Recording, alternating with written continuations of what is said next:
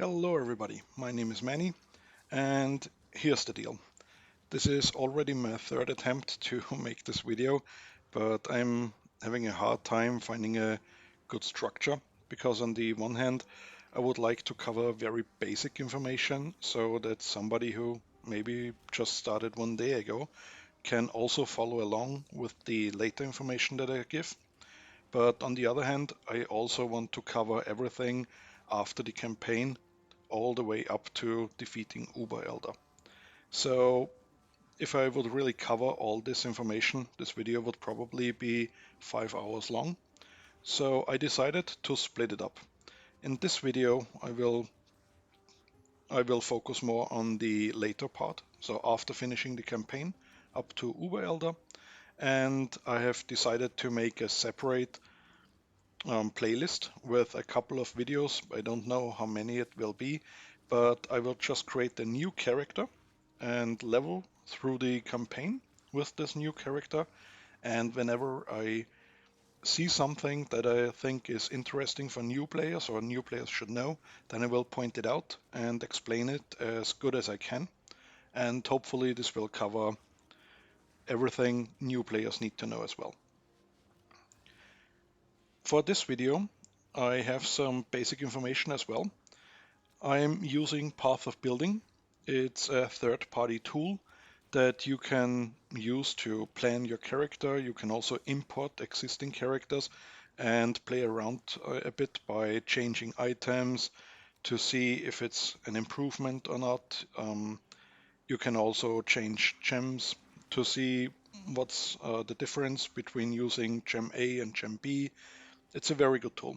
In the description I will link a guide to Path of Building from Ciceran, and I will also link the GitHub page for the community fork where you can download Path of Building. Then the next thing is a crafting guide. I will link a crafting guide of Subtractem in the video description, and this is a very comprehensive guide who goes over the very basics and also over some advanced crafting methods that you can use. For me it was very helpful and I can highly recommend it.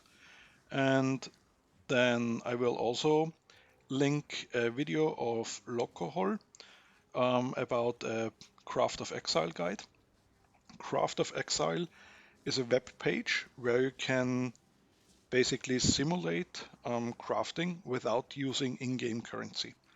So it has all the probabilities, the probabilities to hit specific values on an item, and you can also choose specific values that you want on an item, and it will show you the probability when using specific crafting options.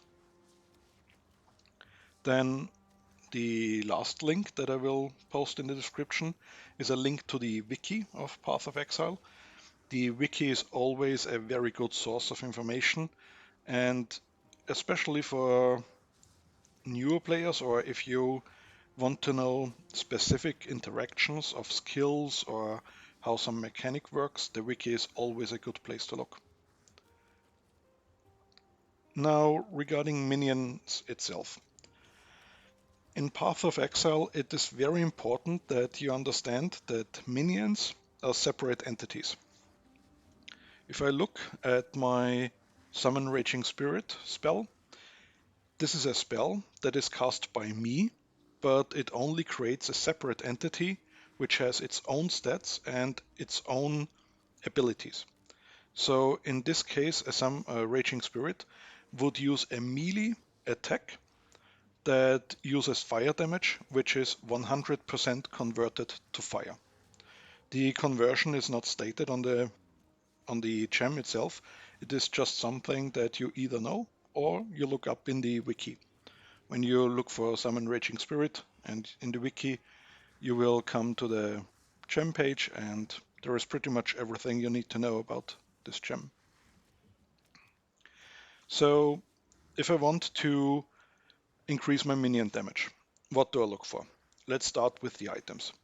Here you have a bone ring that is one of the item types that is specifically for minion builds, And you can see it has 3 stats that state minions have or minions deal something. And in this case, it increases the elemental resistances and the attack and cast speed and the damage of minions, because it specifically states minions deal 39% increased damage. The other stats, like plus 22 to dexterity, does not affect my minions. This only affects me, the player. This is a very important distinction that you have to make when using minion builds. The same thing you can see if we look at the skill tree and we look at sacrifice, for example. Here it says minions have 20% increased maximum life. This affects only my minions, not myself. Regenerate 1% life per second. This only affects me because it does not state minions. And the last line, minions regenerate 1% of life per second. This also only affects minions and not myself. So when it comes to gear and skill points, this is a very important distinction that you have to make. A similar thing is with the linked support gems. Let's take Unleash Support, for example. Unleash Support supports a spell. And in my case, because it's already level 20, the gem gains 1 seal every 0.71 seconds up to a maximum of 3 seals. And when I cast the spell is repeated 1 time for each seal that I have. But this only affects the spell or the procedure of summoning the Raging Spirit itself. It does not affect the attacks of the Raging Spirit once they are summoned. So right now you can see down here I have 3 seals active. If I press my R key, I now have summoned 4 Raging Spirits. I have 3 seals again, press again, 8 Raging Spirits. And when my Raging Spirits attack with their melee attack, they will be unaffected by Unleashed Support, because first of all, it is an attack and not a spell. And second of all, the last line that you can read in the Unleash Support skill description or gem description, it says cannot modify the skills of minions. So this gem specifically states that minions are not affected by this. But the process of summoning them is affected by Unleash Support. Then I have here minion damage. This is very clear. It states minions from supported skills and so on. So clearly this affects minions. And Melee Splash is a bit of a different support gem, but it also works with minions, at least with my Raging Spirits, because my Raging Spirits use a melee attack, and Melee Splash support supports a melee attack.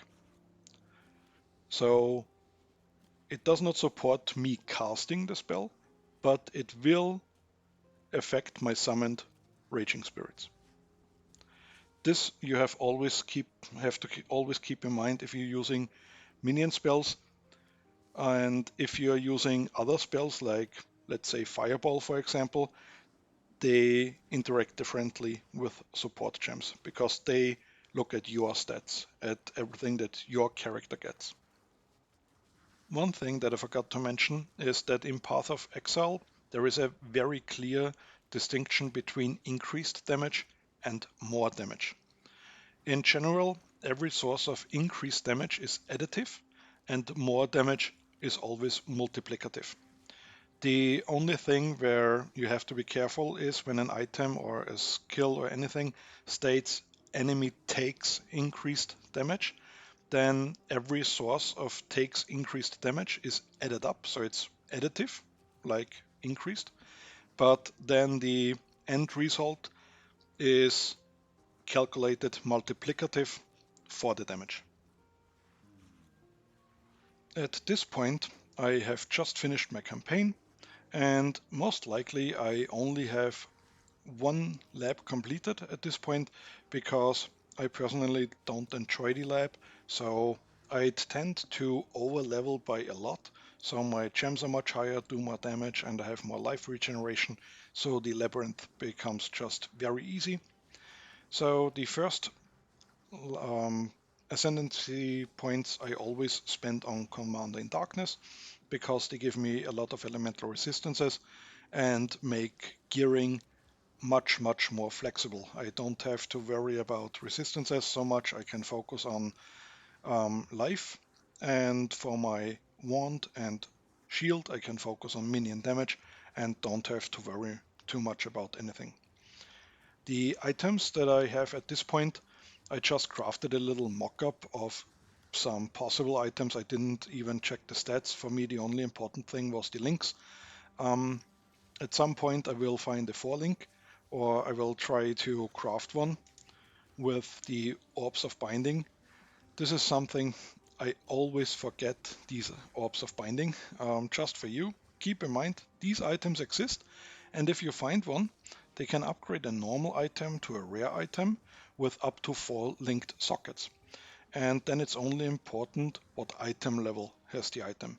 Because if you find an item in Act 1, then the item level will be too low and it will not be able to have 4 linked sockets, so it will receive less than 4 linked.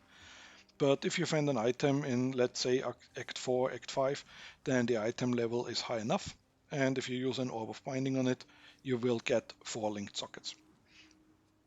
Then the only important thing that you have to keep in mind is the requirement. If an item has a high intellect requirement, then it has a high chance of rolling blue sockets. If it has high dexterity requirements, it's a high chance of rolling green sockets, and for strength, it's red sockets. So if you find a dexterity item, you will have a very hard time rolling 3 blue and 1 red socket on it. So for this, I would always look for an intelligence base to get my 4 blue sockets and the 1 red socket. If you have a 4-link intelligence base item, then you could use some chromatic orbs to get the 1 red socket that I want. But if you don't want to use any currency, and let's say you have 4 blue sockets, then you could just change Melee Splash for something like minion damage. But then the clear speed would be a little bit lower, but in return the boss damage would be higher and you would be able to kill bosses faster. If you have a green socket somewhere, you could use something like added cold damage. So you can be flexible here. It's not necessary that you have exactly these colors, but I personally, if I can get them, prefer them. I just would not spend too much currency to get it early on, because getting through the campaign with Raging Spirit should be not as hard, because I think Raging Spirit is a pretty strong skill early on. But my preferred summoning setup is Raging Spirit with Melee Splash for some clear, Unleash so I can be more flexible and it's more comfortable to play, and Minion Damage for some more damage. For my auras, I use Skitterbots, Clarity, and Purity of Elements. Clarity is needed for me, so I have enough mana regeneration, so I can keep casting my Raging Spirits. And Purity of Elements is just very comfortable to have. It gives you lots of elemental resistances, so the same as with Commander of Darkness. It makes gearing much more flexible. You don't have to aim for resistances as much and can focus more on life and minion damage. And the best part is it makes you immune to elemental ailments. So you cannot be frozen or chilled, you cannot be shocked, and you cannot be ignited. And that's very comfortable to level with. I also use Flame Dash, Flesh Offering, and Desecrate. Flesh Offering for more damage, and later on I will change to Bone Offering, but only after a number of conditions are met for me personally. If you like to use something else, you could use something else, but in my opinion, Flesh Offering is the highest damage increase for Raging Spirits during leveling, and it's just, for me, the best. If you use another build that does not use Fire Raging Spirits, then maybe something like Spirit Offering may be better. But for the fire version, Flesh Offering, I think, is the best early on. And Desecrate just to create corpses for the offering at this point, and maybe for some specters. Then I will also level flame ability. I will hardly use it because I like a lazy playstyle where I preferably just press one button, maybe for some act bosses or something like this. Then Convocation, Raise Spectre. In the beginning, mostly for leveling. It's more in Act 10 it can be relevant. And Stone Golem for life regeneration. Raise Zombie with Feeding Frenzy support, so I get the Feeding Frenzy buff. That's basically how I somewhat finish the campaign. You are very flexible, of course, so if you want more defensive, you can remove skitterbots and maybe even fit in determination. You may have to take these nodes a little bit earlier if you want to use Purity of Elements and Determination at the same time because of the mana reservation issues. Another thing is you have to be careful how much you level Clarity. At some point you should just stop because the reservation becomes more and more, and at some point your mana regeneration will be high enough that you don't need any more levels. At the moment I personally use Clarity at level 7 and it feels very comfortable, and I also have enough mana left to cast all my spells, also the triggered spells as well. This was the current status. How do I personally usually progress from here? After leveling, after going through the campaign, I usually run a couple of maps, like maybe 5 or 6, just to get better items. During leveling I get very bad items just for the links, and now I really want to max out my resistances, so I'm resistance capped. I do want to get more life, so I become a bit more tanky, and I also would like, if possible, to get some basic chaos resistance to help me out as well. These are my goals. After maybe 5 or 10 maps, I should have some improvements. Then I change my items, and then I take a good look at my skills. What do I really want to use from now on while leveling? And here I usually am using Raise Zombies with Feeding Frenzy, then Elemental Army and Combustion.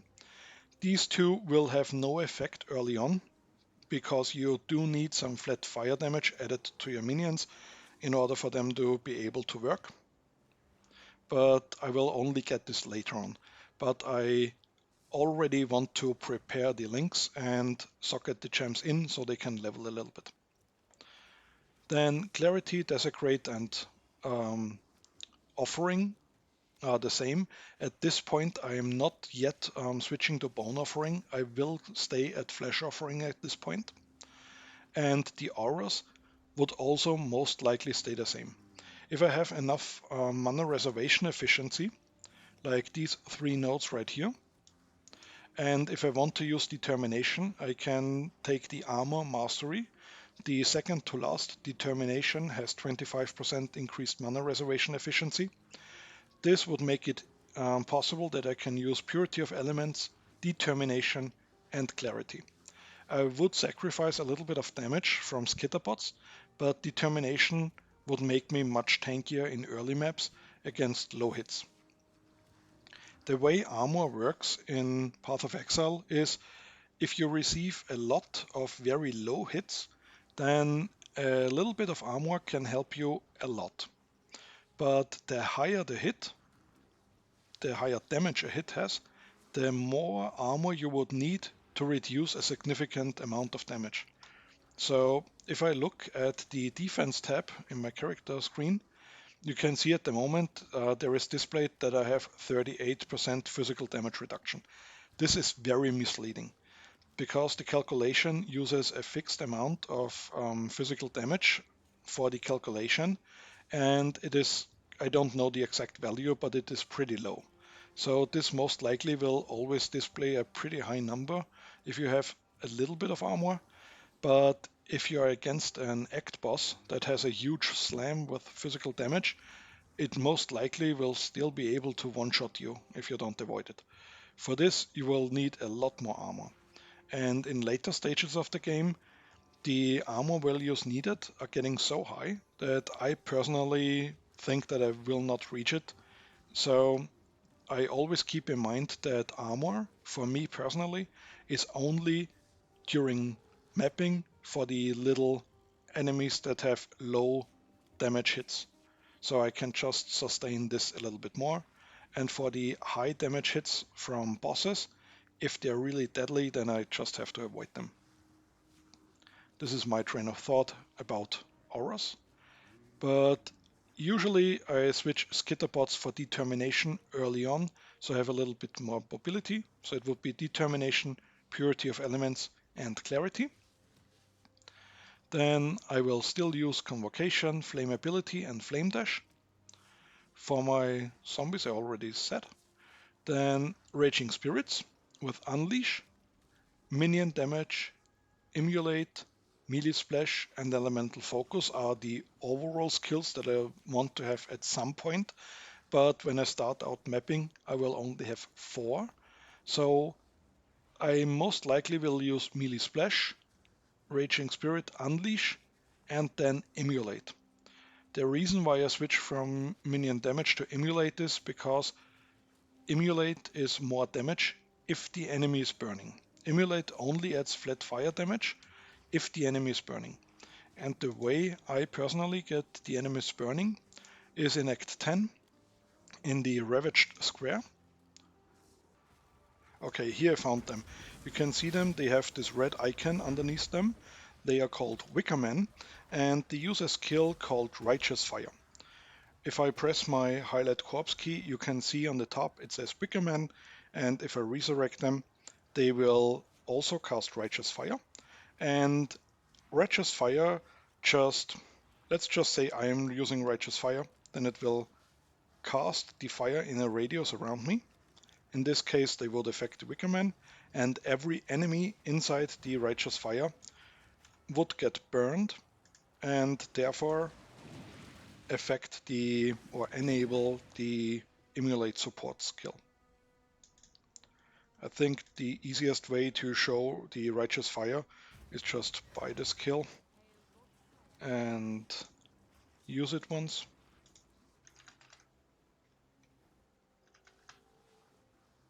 Okay, here Righteous Fire. Okay. And if I use it, you can see here, in my case, it's a very low area, but for the Wickerman, I think it's a little bit bigger, and every enemy inside this area will get burned. The last skills that I will be socketing at this point is Raise Spectre for the Wickerman, then Stone Golem for the Life Leech, life regeneration, and some minion life support. This is mostly in preparation for a little bit later on, because if I ever find useful items, then I may want to use Animate Guardian. At my point, I have minion resistances capped, and so far it feels very comfortable. So I was comfortable in using Animate Guardian. If you want to use one, just keep in mind the life the Animate Guardian has depends on the skill level. So you would not want to use a level 1 or 2 Animate Guardian skill, because the resulting Guardian would have very low HP and would die easily. You would want to have a level 20 or 21 Animate Guardian, maybe a level 19. If on second thought, I will just link Animate Guardian guide of Gassy TV in the video description, where you can get a lot of useful information.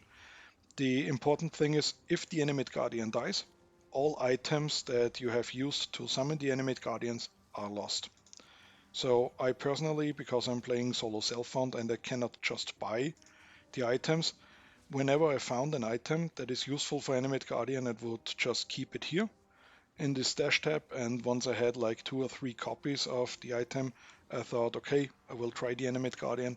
if he dies and I lose the items, I don't care anymore. Two very good and easy to find items are Dying Breath. This one has nearby enemies have increased effect of curses on them, and nearby allies gain 18% increased damage. So minions in general count as allies, so they would get the increased damage. And also I am benefiting from this aura, but I don't do any damage myself, but you can see the icon appear. And the other item that I'm using is Leer cast, because you and nearby allies gain 50% increased damage. The last line also affects my minions, and you can see here the damage aura.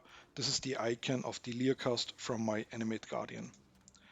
These are basically the only items that are useful on my Animate Guardian that I have currently, but I just give him some basic armor that I found with high life. So he is a little bit more tanky, and maybe give him some armor against little hits. And this one I just found a second copy. It just has 105% life. That's the only thing that's affecting the Animate Guardian here, and some energy shield. And this is just to keep him alive. There are some better items, but Gassy TV in his guide explains it very good. So I will just leave it up to you. If you're interested, just check out his guide. Once again, the link will be in the video's description. Another thing that I do at this stage of the game is I just either pick up some ones that have 3 blue sockets, or I buy them from the vendor, and I buy 6 copies of Summon Raging Spirit to put them into these weapons. And then I have my second weapon swap up here, and I will just equip these items with the Summon Raging Spirits in there. At the moment I'm using others right here, but this is just for the beginning. And then I will swap back to my primary weapon swap. What this allows you to do is level up to 6 more gems, because every gem that you have socketed, even in your weapon swap, will gain experience when you kill enemies. So I will just level these up, and once they reach level 20, I will flip them. Flipping is a method where you sell a level 20 gem and 1 gem cutter's prism to an NPC, and you will get the same gem as level 1 with 20 quality back.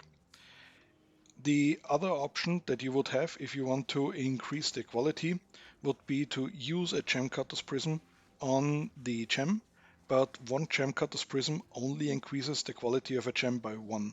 So you would need 20 gem cutter's prism to get all 20 quality. So by flipping it, you will save 19 gem cutter's prism, but you will have to level the gem a second time. The reason I do this in the beginning, and also the reason why I use 6 of these, is because, first of all, in the beginning, gem cutter's prism are pretty rare. After finishing the campaign, you won't have very many of those. There is a vendor recipe. You can sell gems with quality, with a sum quality of 40 or more % to a vendor, to receive 1 gem cutter's prism. Or if you find a gem with 20 quality already, you can just sell this 1 gem with 20 quality, and you will also get 1 gem cutter's prism back. So this is the way to get a gem to level to quality 20. The reason I want Summon Raging Spirit at level quality 20 is because the default quality increases the movement speed of Raging Spirits, and this makes mapping, or in general clearing the trash, much faster, because if they move to the enemy faster, they can start dealing damage faster and then move to the next target quicker as well. So this is the first step. Putting in the gems, leveling them up to level 20, flip them with the vendor, leveling them up a second time. Then I have something that looks like this, a level 20 gem with 20 quality. Once I have all 6 Summon Raging Spirits looking like this, I will use Val Orbs. Val Orbs corrupts an item, modifying it unpredictably. This unpredictably is not really accurate because there is a fixed outcome. There are specific outcomes that a gem can get when you VAR them. There could be that nothing happens other than the gem getting the corrupted tag. It is possible that the level increases or decreases by 1, and it is possible that the quality is increased or decreased by 1 to 20, where the maximum quality of a gem is 23%. And overall, you have a 1 in 8 chance, if you use a Varlob on a gem, that it will get the option to increase the level by 1. And that is exactly what I want. I want the level 21 Summon Raging Spirit gem with 20 quality. So that's the reason why I'm leveling 6 at a time, because if I have a 1 in 8 chance to get the outcome I want, and I'm trying 6 times, then I have a pretty decent chance to getting the outcome that I want. In this league, I was unlucky, and the first 6 did not yield the result that I wanted, so I leveled 6 more. And then I finally got my level 21 gem with 20 quality. The 1 extra level, especially for minions or also for other spells, is very useful because they increase the damage. After I have done all these preparations, I will usually get my last 2 Trials of Ascendancy or Labyrinth runs that I have available at this point. I will get Mindless Aggression for some more minion damage, and then Bone Barrier. I personally like this because it gives me a guard skill, which when activated removes all bleeding and grants me bleeding immunity during the buff effect, and it also absorbs a little bit of damage. This is a nice little defensive layer, and in addition it gives me 10% physical damage reduction because I always have 10 minions active, and the minions have 20% more maximum life. Is a nice bonus to my golem and to my specters to keep them alive more easily. What I do with Bone Barrier is I bind it to the left mouse button and set the always attack without moving, and when I move it will be activated automatically if it's available. Right now it's on cooldown, the cooldown recharges and it's used again. For me personally, it's very nice to use it this way because I don't have to think about, but if somebody is playing very well and he knows how to time things and he's comfortable with using many keybinds, then it would be more beneficial to have it on a separate keybind and trigger it manually. But honestly, I'm first of all too slow and I'm not concentrating enough to really use it manually. I just like to activate it from time to time automatically, remove bleeding automatically if I have one, and just get a little shield from time to time as well. After I finished my labyrinth, I also set up my gem links. I have a little bit better items. My character is set for maps. This is the point where I usually create a new path of building, set the level in path of building to the level I have, and basically copy everything this character has, every skill that I have taken at this point, every item that I have at this point, over to Path of Building, and basically make a copy of my character in Path of Building. You could also import your character if your profile is publicly available, but I did not set this up, so I always do it this way.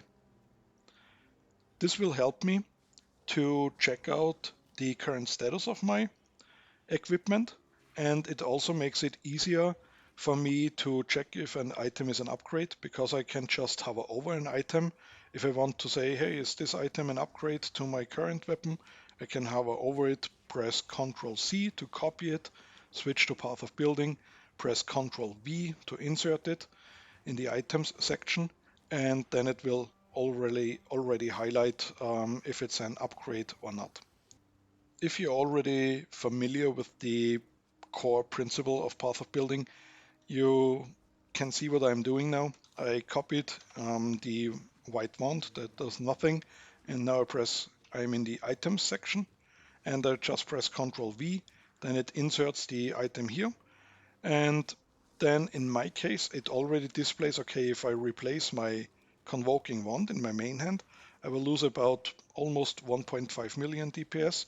If I replace my shield, then I would lose about almost 500,000 DPS.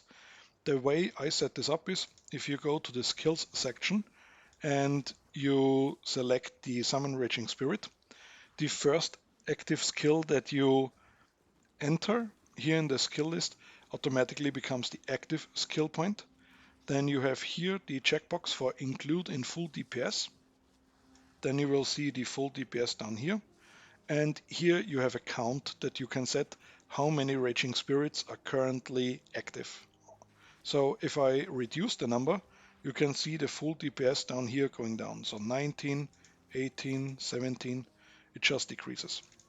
I just keep it at level 20 for easier comparison, so I always have the exact number, the same number, and no fluctuations.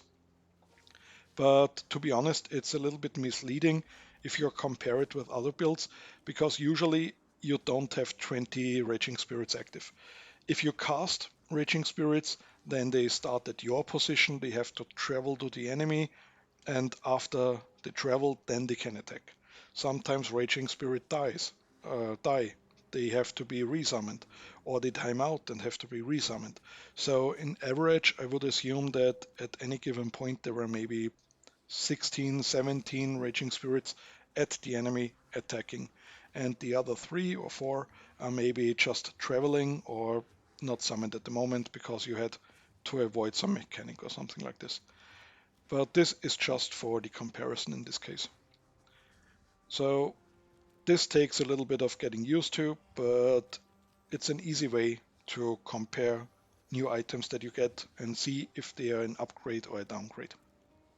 Now that I have set up my basics for my character, I have my labyrinth finished up to the 3rd one. I have my gems socketed in some decent items and have the links set up as well. And I have prepared my path of building, so it's easier for me to compare items that I maybe find or craft in the future with my current equipment. I can finally get to the maps that I want to use.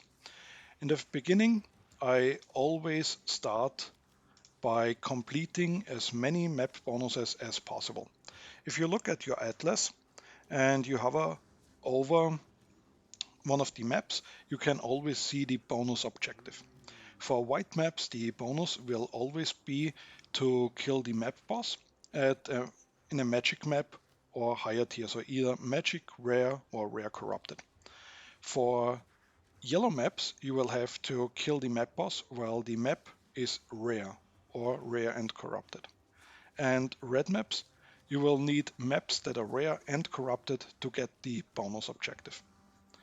The bonus objectives are needed to get these Atlas passive skill points. If I hover over this, you can see I get 115 Atlas passive skill points from the Atlas completion objectives.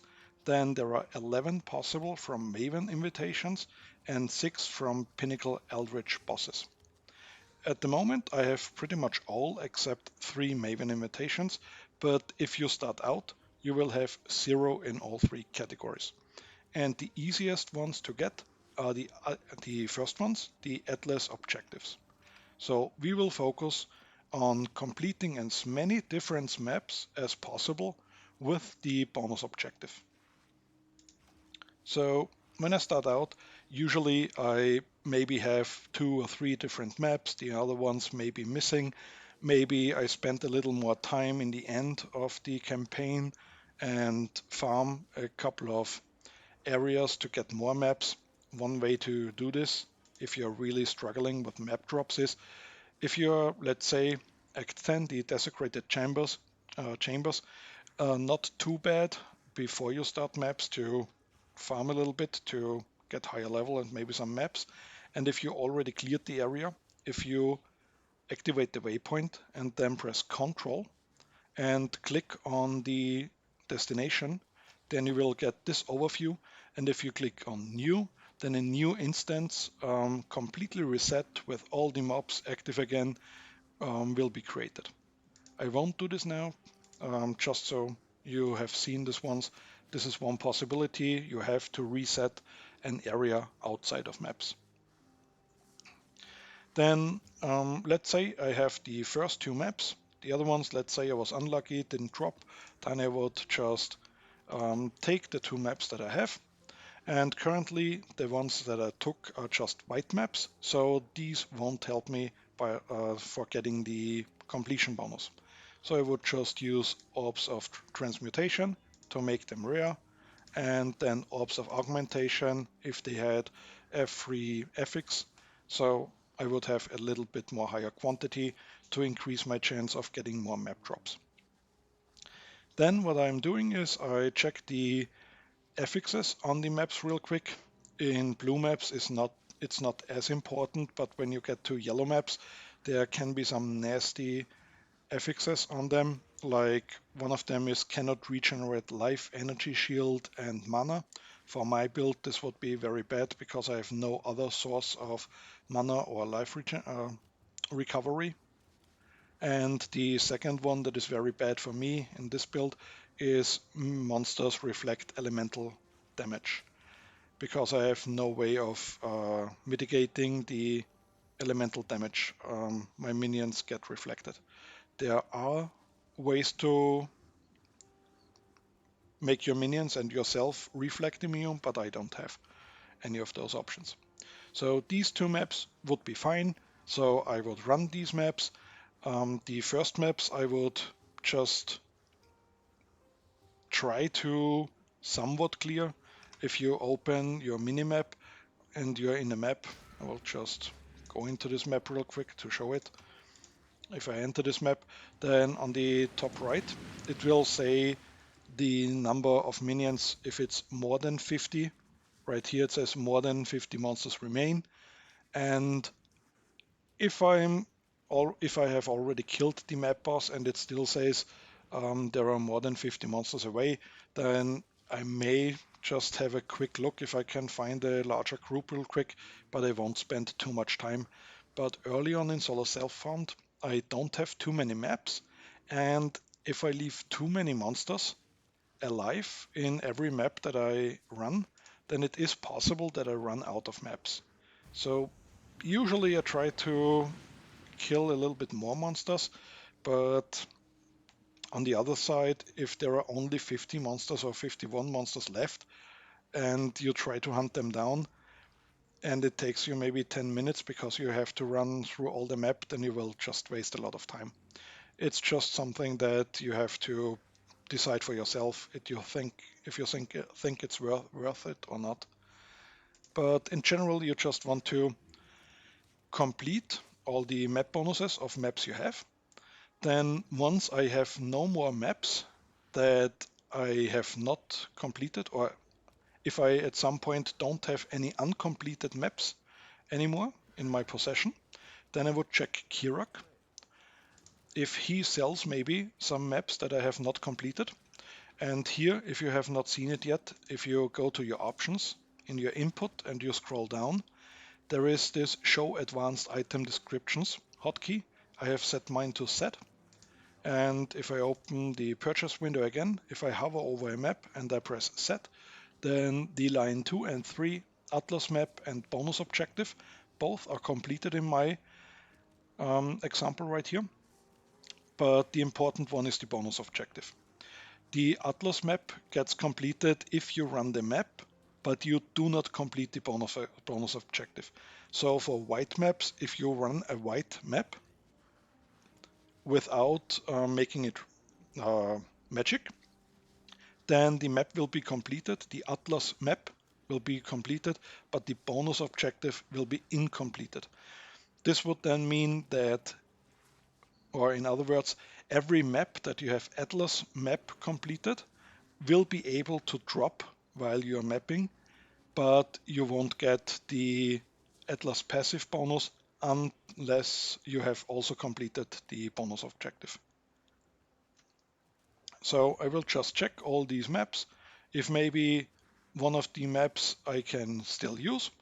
If there is an uncompleted map, I will just buy it and run it. At the beginning, I will try to stay at the white maps until I have completed almost all of them. I'm not quite sure how it interacts with the next step that I'll show you, but just to be sure, I was trying to always stay at one level, and only when I have completed all or almost all, I would just step to the next. But if Kirak does not sell any maps that I have not completed, and I also don't own any uncompleted maps anymore, then I would check the Kirak missions next. In the beginning, you would only have the white maps available right here. For me, I only have red maps now. And here the same thing, you can just press your advanced tooltips map key and then check the maps if any of them are uncompleted. If you find an uncompleted map and you want to run it, you can just click it. And you should also check once again the affixes on the map item if you can run it, or if there is maybe something like reflected elemental damage or cannot regenerate life and energy shield and mana. The other thing, maybe there is an objective that you really don't want to do, because I'm not quite sure if or in other words, if you complete one of these Kirak missions, then this tab right here will be reset. So if you buy all these maps, then you run a Kirak mission and you check out Kirak again, then he will have new items to sell. But I'm not quite sure if you really have to complete the mission that is stated down here, or if you just need to kill the map boss, or maybe it's just opening the portal. I'm not quite sure. But I always finished the objective down here as well. One thing to keep in mind, maybe I can find one. There is an objective to complete the Trial of Ascendancy. So if you're unlucky and you can't find a Trial of Ascendancy in your map to get the Offering of the Goddess, then you could also check the Kirak missions if you find one, because you need one Offering of the Goddess, this item right here, to open the Uberlab. At the beginning, while I am still in white maps, I personally don't do the overlap, because like I said earlier, I want to be very over-leveled and outgear the overlap so it becomes easier for me and I don't die, because I find it quite annoying. But better players, or players that are up to the challenge, are running it maybe a little bit sooner as me. So once again, first I check the maps that I own if they are uncompleted. If so, I run them. After I have no more uncompleted maps in my possession, I check Kirak if he sells uncompleted maps. If so, I buy them, craft them, and run them to get the map completion. If he doesn't sell any uncompleted maps, then I do one Kirak mission. Preferably, I am looking for a map that I do not have completed yet. If there are no uncompleted maps available in the Kirak missions, then I can use as scouting reports. The two best scouting reports here are the Explorer's scouting report, because it's using uncompleted maps where possible, or the singular scouting reports, because they include at least one unique map, and unique maps are very rare to find. So if you see one, it can be beneficial to run it.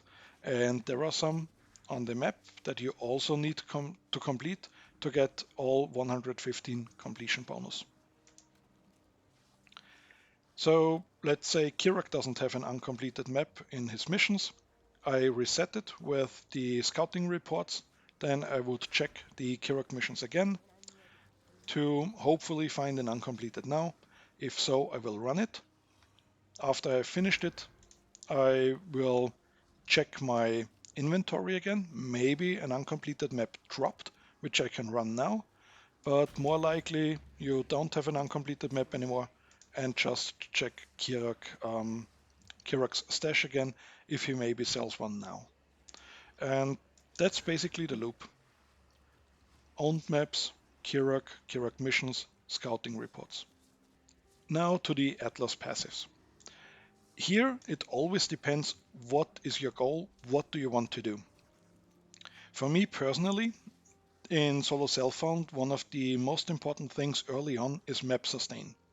I'm not quite sure how the mechanics behind these nodes right here, that maps have a higher chance of dropping 1 tier higher work, but as far as I have heard in the last couple of leaks, these help with map sustain. So what I'm always doing first is I take all these nodes up here to the side, take these 3 to this side, and take these 3 nodes for early on increased chance of map sustain. Hopefully it works this way. Then the next thing that I do is I take these 3 Harbinger nodes. Because what I forgot early on with the map completion is the Orbs of Horizon. These are dropped by Harbingers, and I think you can get them also during the campaign from time to time. But what these allow you is to reforge a map as another one of the same tier. So let's say, for example, I have completed 4 of my tier 2 maps, but I'm missing the other 4 maps. Then I can just take one of the 4 that I have already completed, and let's say I am still missing Crimson Temple, Forking River, Moon Temple, and Spider Forest. Then I take a Orb of Horizon. It's a cage map. I have Spider Forest. The second try, I don't have this yet. This one I could now craft again and run and would have 1 more completion. Because early on, it is very helpful if you get the completion bonus very high, so you can benefit from the Atlas. The next thing that I skill is the essence nodes right here.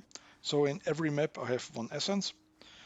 The reason behind this is I'm very bad at crafting. I don't really know all the mechanics. I know a little bit, but in general what I am doing is I just try to brute force something so I get a decent result. And with essences, it's nice to do this approach because one of the affix you get is always guaranteed. The next thing that I skill early on is the Abyss nodes right here. So you have a higher chance of getting the Abyss in your maps, because one way to increase your damage as a Summon Raging Spirit build is Abyss Jewels. I've already prepared one here. This is for the beginning, if you're just starting out, and this is maybe your first Ghastly Eye Jewel that you get, it's a very good upgrade. It's flat fire damage and a little bit of life. In general, you're looking for Ghastly Eye Jewels. Those are dropped by Abyss encounters. And Ghastly Eye Jewels can roll minion modifiers. And what I'm mostly doing in the beginning, if you have a Ghastly Eye Jewel, you could just scour it to make it a white item, and then just transmute it and use alteration orbs until you get something decent. Right here, first try, I got some fire added, some flat added fire damage. In this case, it's tier 3. So in the beginning, this would already be a good jewel. Later on, if I already have my 5 or 6 base jewels that I'm using and I want something better, I could just keep trying to get something better. And either here or what I like to do later on. This is why I spec after I spec into these Abyss jewels. I also spec into these harvest points right here. And the reason for this is this one craft here, Reforge, including fire modifier. If I use this right here, I have a decent chance of getting flat fire damage. Not always, because right here, chance to avoid ignite is also a fire. But as you can see here, I got physical and fire resistance. The physical flat damage would also be okay. It's not as good as fire damage, but basically good affixes that you can roll here is flat fire damage, flat physical damage, increased minion damage if you have used a minion skill recently, and minion attack and cast speed. Those are the 4 best regarding damage. And once I have a little bit of life force, I would just try this over and over. This 12 to 18% additional fire damage. In the beginning, this could be good as well. And here I have some movement speed, fire damage for minions, and for myself a little bit of energy shield would also be great. That's just to start out. The more you're crafting Ghastly Eye Jewels this way, the better Ghastly Eye Jewels you will get, and the harder it will get to get improvements this way. I had already some crafting sessions where I spent maybe 15,000 of this wild crystallized life force just to get one decent Ghastly Eye Jewel that is on par with another Ghastly Eye Jewel that I already had. But early on, it's really easy. Just get some flat fire damage, some attack speed, or something else that increases damage, and you're set. If I look here in the advanced tooltip, I have item level 84. This is for later on. When you're just starting out in white maps, you would most likely have something, I don't know, maybe level 75, something like this. And in this case, you would not be able to roll tier 1 flat fire damage, but only maybe tier 3, maybe tier 4, I don't know. But your numbers will be lower in the beginning. And then later on, with higher item level, you will be able to roll better jewels as well. As a quick recap, I go up here, take these map nodes, go over here, take these map nodes, take these Harbinger nodes to help with map completion through Horizon Orbs. Then I take these nodes right here for essences. Then these nodes for abysses, so I can farm my first abyss jewels. Then these nodes for harvest, so I can craft my abyss jewels. After that, I usually start to block content that I don't like as much or that I don't need. I know I don't enjoy heist, so I just block it because I don't need the blueprints or anything. Metamorphs I would like to use later on for the catalysts, and Mirrors of Delirium and Blight and Ritual Altars I just block in the beginning just to increase my chance of getting the things that I really need, and these are the jewels and harvest and essence and harbinger. And down here, well, basically I just keep abysses and the sacred growth open. Then next I will move up here and get the stream of consciousness, because early on I don't use scarabs, I'm not modifying my map, so I just have the 50% more base chance to contain extra content with no downside. After that, I move up here, and usually I go for these map nodes right here as well to hopefully help with map sustain, if I understand it correctly. And the next points I go over here to Awakened Depth. The reason for this is I do want the Darkness Enthroned. This is one of the chase uniques that I really want for this build. It doesn't look as good on first glance. It can socket 2 Ghastly Eye Jewels, and all jewels socketed in there, well, the Abyss jewels, have 75% increase effect. And for the minions, that is a lot of damage. Those 2 Ghastly Eye Jewels in there, I think are maybe about 1 million DPS of my build. Like I said, it doesn't look as much, but it's really strong. On the other hand, as a downside, you don't get any life on the belt, you don't get any resistances or any other affixes that can usually roll on belts. So in this case, you will have to compensate on other gear. But like I said before, regarding resistances, something like Commander in Darkness really helps out here and makes you more flexible. And that's basically everything for the beginning. You will already need quite a few maps to get to the point where you have these map nodes, these ones up here, the basic essence nodes, these harbinger nodes, some harvest, and the increased chance to getting into the abyssal depths, and maybe even blocking the content that you don't like. After that, it's up to you what you like. I personally wanted to get more essences to craft my other gear, and therefore I focused on getting amplified energies to have the essences be 1 tier higher, and the crystal resonance as well as crystal lattice to get more essences in general. I also took the extra harvest nodes pretty early on, so I could get more life force to craft better jewels. Very early on, I also spec'd a little bit in other harvest, in other abyss nodes. I just tried them out, but at the moment, I'm just comfortable with not blocking abyss, so I get a ghastly eye jewel from time to time, so I can try crafting better ones with harvest.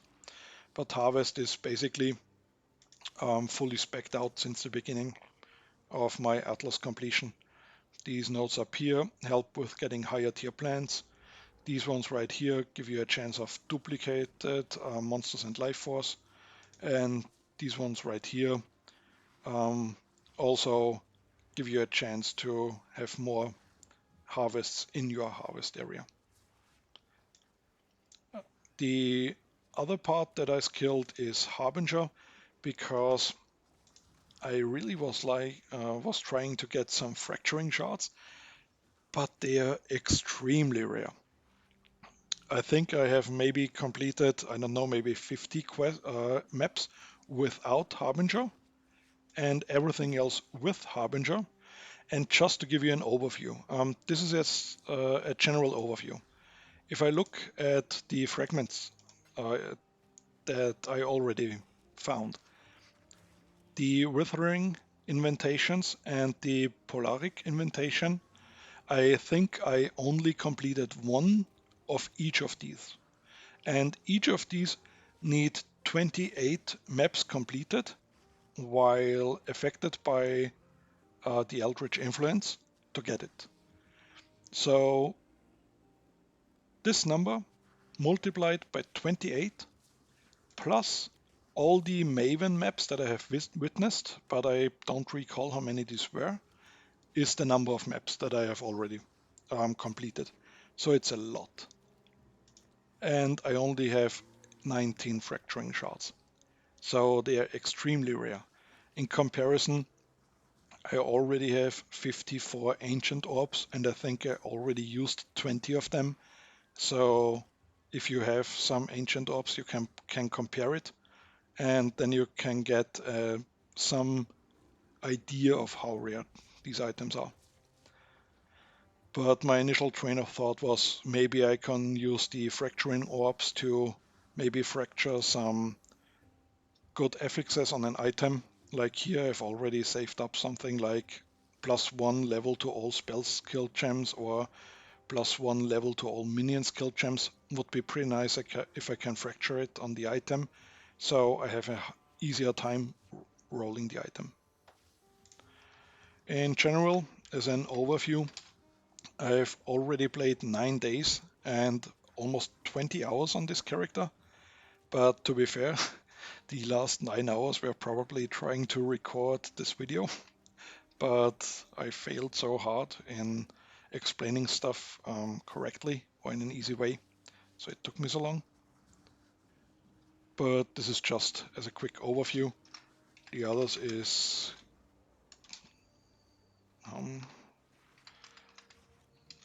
the death I've died quite a few times, 127 times.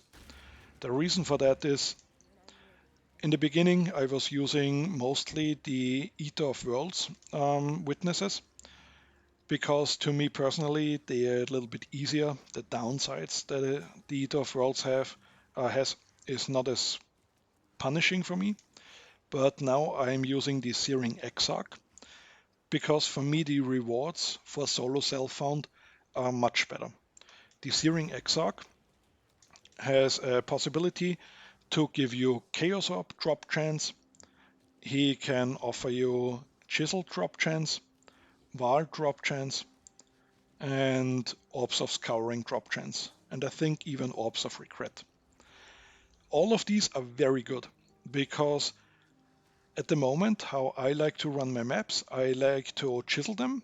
Well, first of all, if my maps are maybe already rare, like this one, if I would like to run this map, I would first scour it, so I have a white map, then I would use 4 chisels on it, and then I would use an Orb of Alchemy, and this one right here, I would probably reroll, because at the moment I'm trying to not die as much and maybe get to level 100.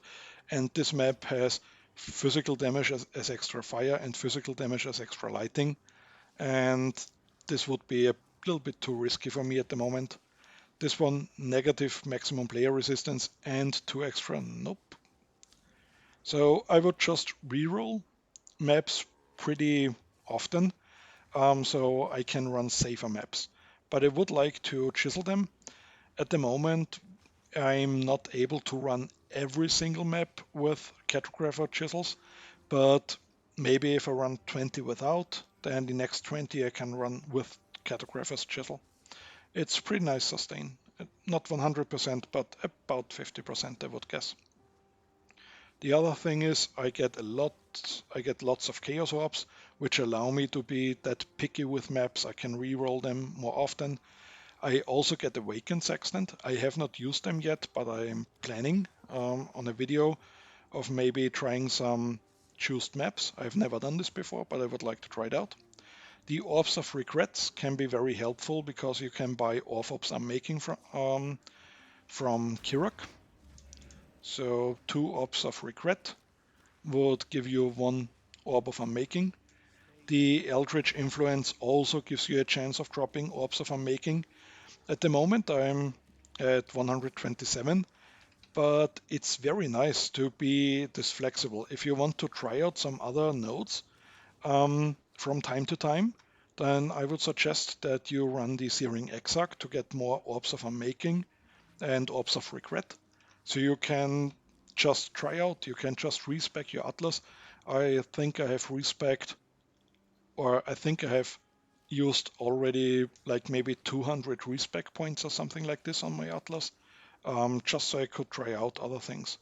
And after I have tried choosing these maps for maybe getting some fracturing shards from Harbinger, I am planning on maybe trying out some Delirium or some other League mechanic, just playing around a little bit, and therefore a large amount of Orbs of Unmaking are very nice to have. Okay, so now you should be in a somewhat comfortable spot, just focusing on map completions and getting all these nice Atlas passive trees, Atlas passive points. So you can start farming some crafting materials, some essences, maybe if you also like to use harvest like me, some life force. And let's say at some point you hit a brick wall. You can't progress anymore and you don't know how to improve your character. In this case, what I did was I was looking up a guide of someone else. In this case, I was using one of Gassy TV's guides, and I copied his path of building into my path of building, and then I was comparing the items that I was currently using to the items he was using. And in his path of building, I was just unequipping certain items or changing the affixes on the items to see how much of a difference it was making.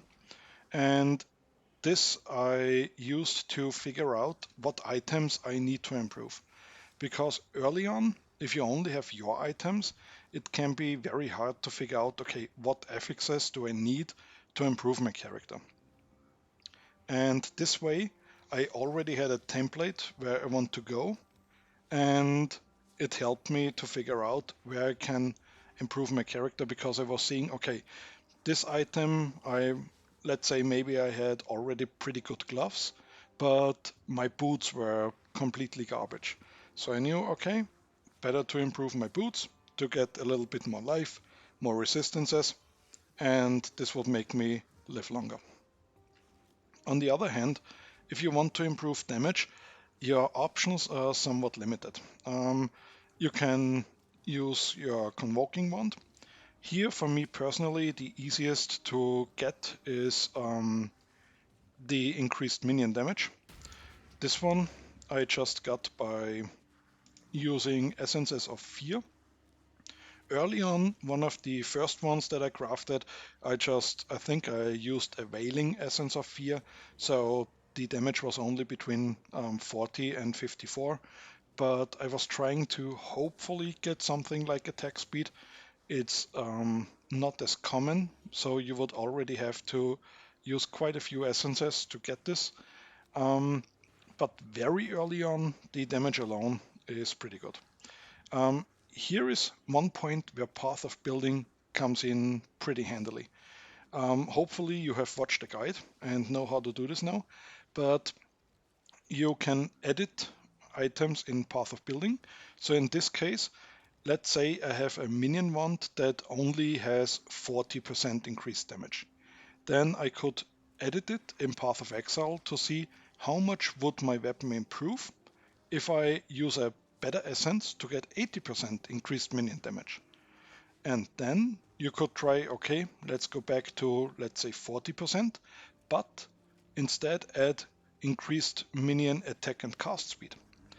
And if Path of Building tells you that the increased attack and cast speed is a higher DPS increase than the 40% more minion damage, then you could say, okay, if I use the lower tier essence that only give me 40% increased minion damage, I have much more of those, I have more tries available, and therefore a higher chance to hit the minion attack and cast speed, then it could possibly be worth using the Wailing Essence instead of the higher tier. If Path of Building, but it's not guaranteed that you hit the minion attack and cast speed. I have already checked it in Path of Building, and it's somewhat rare, so you would still need a lot of essence. I think at least 100 or so if you want damage and the attack and cast speed at a decent level. On the other hand, if Path of Building tells you, okay, if you use 80% increased minion damage instead of the 40, it is a better DPS increase than if you get the attack and cast speed in addition, then it's an easy decision. Just upgrade the essence and craft with maybe one deafening essence to get 80 to 90% increased minion damage, and you already have an improvement. So Path of Building, whenever you hit the brick wall, Path of Building comes in very, very handy. It just needs a little bit of practice. You need to play around a little bit in it and change some affixes and maybe compare it to other people's Path of Building. The second place where you can start for minion damage is one of the minion shields, and they can roll minion damage as well as some other minion stats. In my case, the increased minion damage is only a tier 5, so I have a high potential to increase my damage on this item. But what's for me important as well regarding the shield is the high block chance. This shield I crafted with the Essence of Loathing for the chance to block, to get my attack block up to, at the moment I'm at 74, but I'm currently leveling Bone Offering to hopefully get it to level 21, because this one level more in Bone Offering would give me 1% chance more to block, so I would be at 75. Only because I'm using the Essence of Loathing here. And I think it took me maybe 20 or 30 tries with Essence of Loathing to get the minion damage. And I already had the 100 life fractured on there. This item with the 100 life fracture dropped from one of the rare enemies. And even though the minion damage is so low, and I already have 100 Essence of Loathing, I could try to get an improvement, but I checked in Craft of Exile, which is your second very handy source here. The chance for getting a higher tier minion damage plus I would like the maximum chance to block, so 13% from the Essence of Loathing. So I would reach the 35% chance to block here on the shield. And then I'm also using this shield mastery that I get 1% chance to block attack damage per 5% block on shield. This means if I hit the 13% chance to block, this goes up to 35, and overall with the mastery it would give me 3% increased chance to block compared to this one right here. And that's what I need to be more flexible on my equipment in some other places.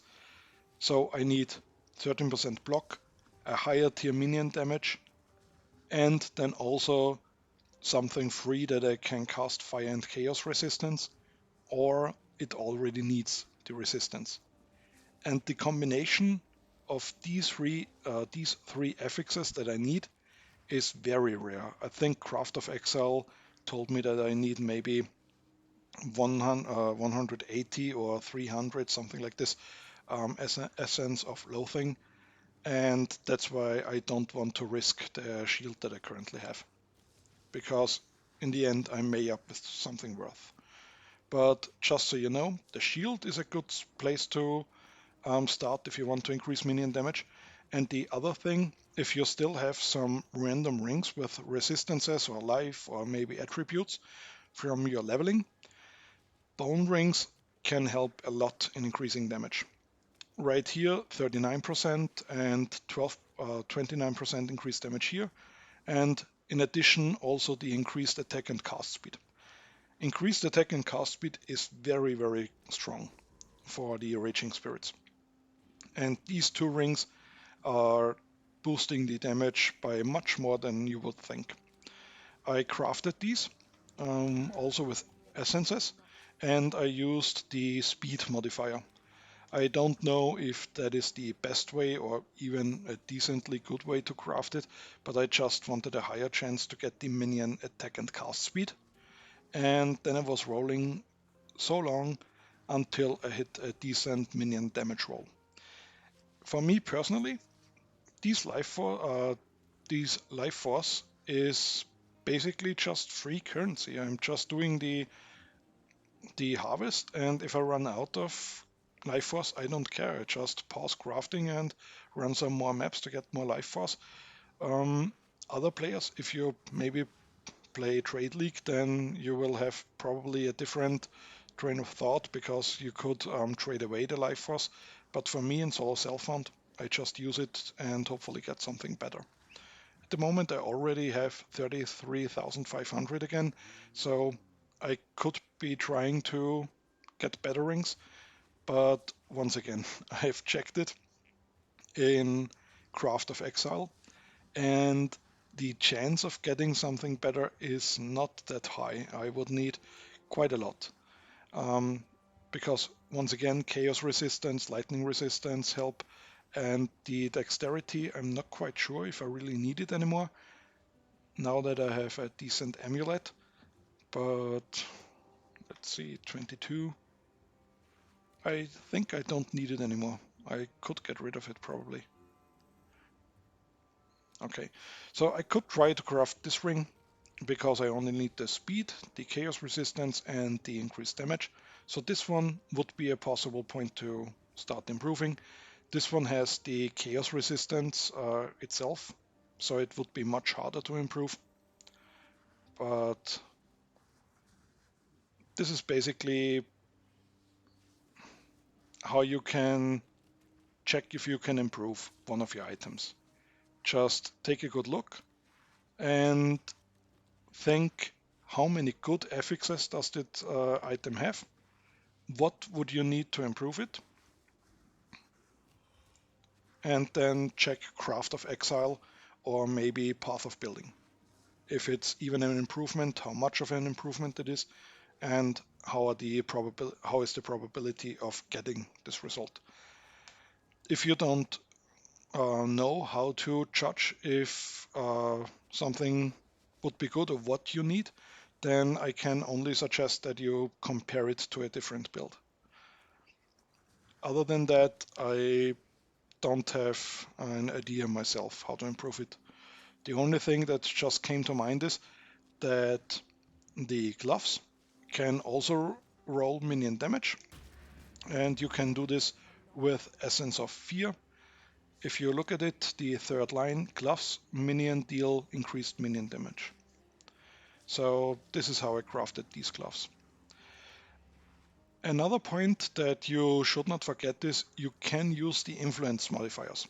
If you run some maps with the Eldritch and the Eater of Worlds and the Searing Exarch influence, you will get those Eldritch Ichor and the Eldritch Ember.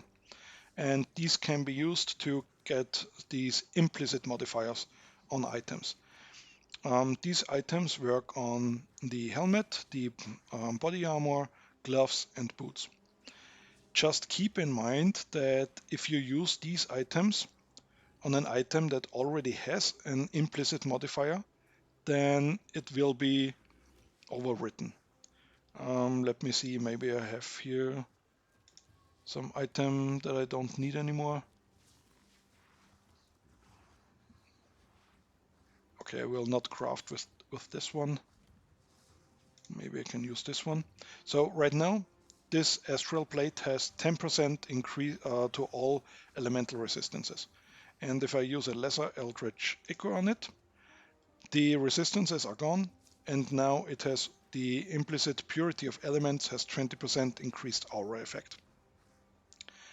So keep this in mind if you want to use these items.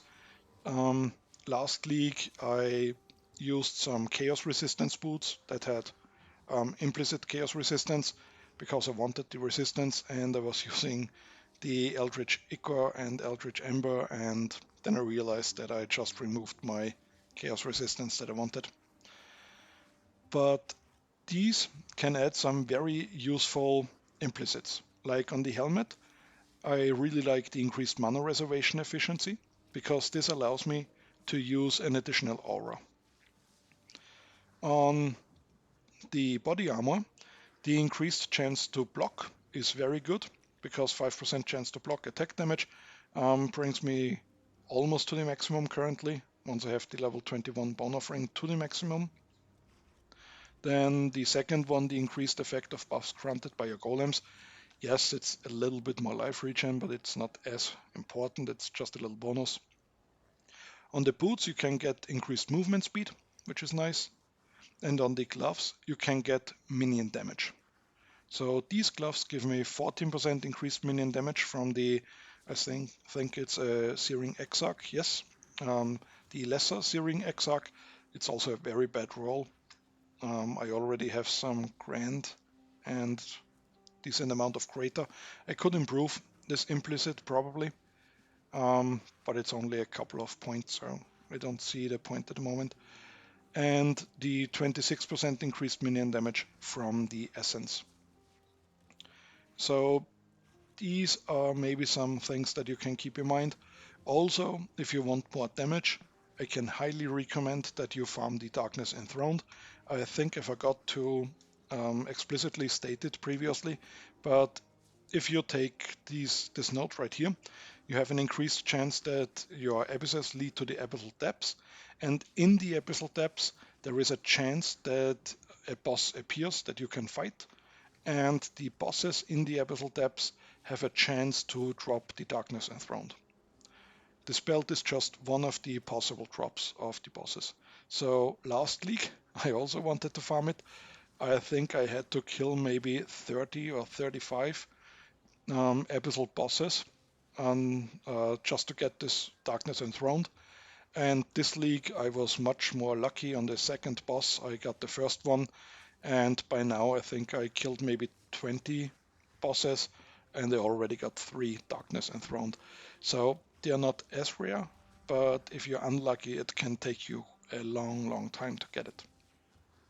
Then it always depends on what you think that you're stuck on. Maybe you think your damage is too low, then maybe swapping an aura, a defensive aura, for an offensive aura could help you. In my case, as I stated below, the way armor works, I personally think that I don't get the armor values that I need to withstand high damage, high physical damage hits. So I settle for lower armor, and at some point I crafted my flasks. I don't think that these flasks are that great, but I wanted some armor flasks just for the low damage hits during maps. So I'm using a granite flask and the basalt flask for the more armor. And here with the basalt flask, I was aiming for the increased duration. The suffix modifier, the chance to avoid being frozen or chilled is, I don't really care. I just wanted the increased duration. And for the granite flask, I got the 2 charges when I'm hit by an enemy, so I can have a higher uptime. But for the granite flask, the reason I didn't go for the charges is because the basalt flasks also taunt nearby enemies when it's used. So I would like to reduce the amounts of times the taunt triggers. So that's the reason why I was aiming for the increased duration. For the granite flasks, I don't really care, so I was just trying out maybe I can sustain the flask a little bit better. But honestly, most of the time I'm standing behind and my minions are in the front. So I don't really benefit from this, and I may change it. But on the other hand, I really don't like crafting flasks, so honestly it may just be like this when I stop playing this league. The increased armor during flasks effect is a nice bonus, and I use the crafting bench to craft the automatic triggers. This is not something that I can do very early on because I need these instilling orbs and the other ones, and in the beginning they are quite rare, and it took me quite some time to get these orbs, the instilling and the enkindling orbs, so I could craft these. And also the glassblower's bubbles are not as common in the beginning. Later on you just have them and don't need them anymore, but in the beginning you may also need to use the glassblower baubles vendor receipt. That is, if you vendor flasks with quality that add up to a sum of at least 40 quality to a vendor, then you would get 1 glassblower's bauble in return. And the same with the Gemcutter's Prism. If you have a flask with 20 quality on one flask itself and you vendor it, you will also get 1 glassblower's bauble. This can be helpful early on to get your flasks up. In the beginning I would just scour the flasks to have a white flask, so I only need 4 glassblowers bauble to get it to 20 quality. The quality on the flask increases the duration, and then I would just use the orb of transmutation and alteration to get some affixes that I was comfortable with, and then I was crafting the trigger on the flasks. At a later stage, when I switched to max block. This is also something that, okay, let me step back a little bit. If you hit a brick wall because you are dying too often, then maybe adding a second layer of defense, like block, could help your build. For me personally, I'm switching to block when specific conditions are met. One condition for me is I need to have the Brine King, and if you look at the third entry, the Capture Captain Claiborne the Accursed, for a 100% chance to avoid being frozen. That's one of the conditions. The second condition is I need my Uberlab completed, so I have Mistress of Sacrifice, so offering skills affect me. Then I need a high level bone offering skill, so I can get high amount of chance to block attacks and spells. And I also need Tempest Shield for a high amount chance to block spell damage. And I also want a shield with high block chance, so I can get my chance to block attack damage as high as possible. In an ideal world, what you would really need as a shield, or really want as a shield, would be a Shaper Shield that gives you % life recovered on block. For me personally, I tried in Craft of Exile to craft this, but it's very hard. I don't know how to craft it, and by trying to brute force it, I would need so much essences, much more than I need, because I do not want to miss out on the minion damage. I am not ready to give up the increased life. I'm not ready to give up the increased chance to block, and I also want the chaos resistance. Well, the chaos resistance is not as important, but even if I leave it, then I already have 4 affixes that I need to hit. And if you don't know how to craft like me, this is very, very hard to do.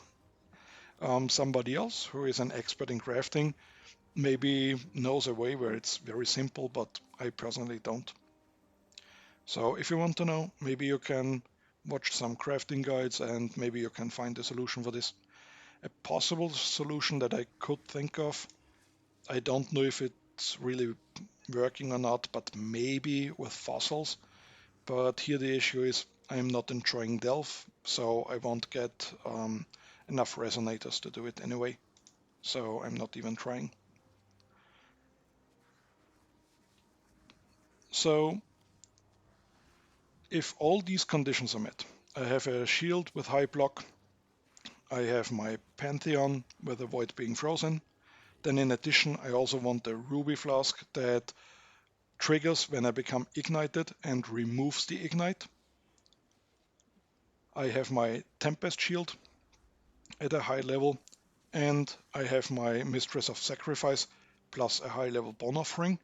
That is the point where I say, okay, now I feel comfortable switching to block. Because Tempest Shield gives me immunity to shock. The Brine King would still grant me immunity to being frozen.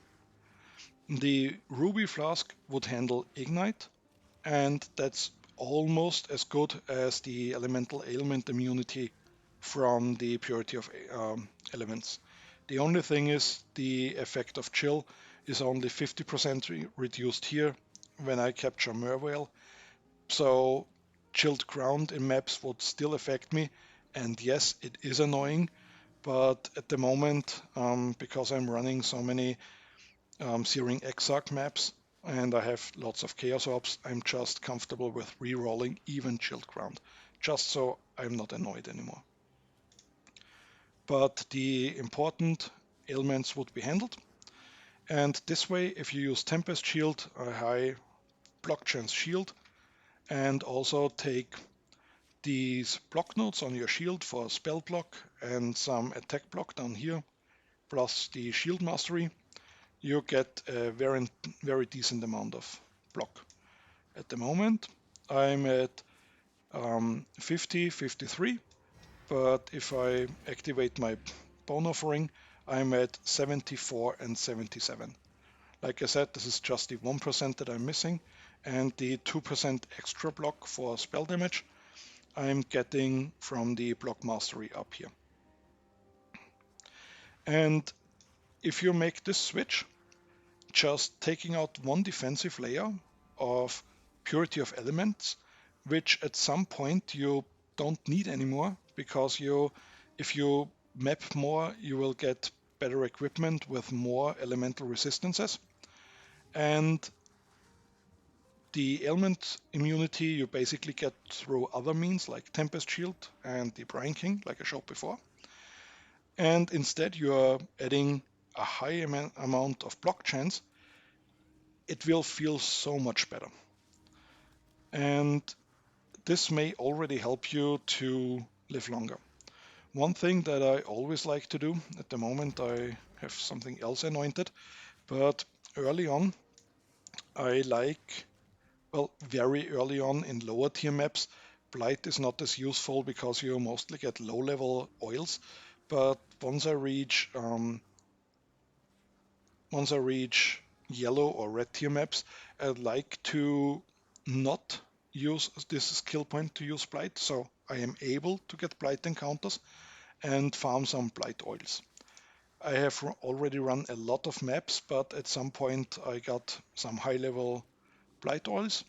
And what you can do if you're struggling with block chance is you can anoint, I think it's called Testudo.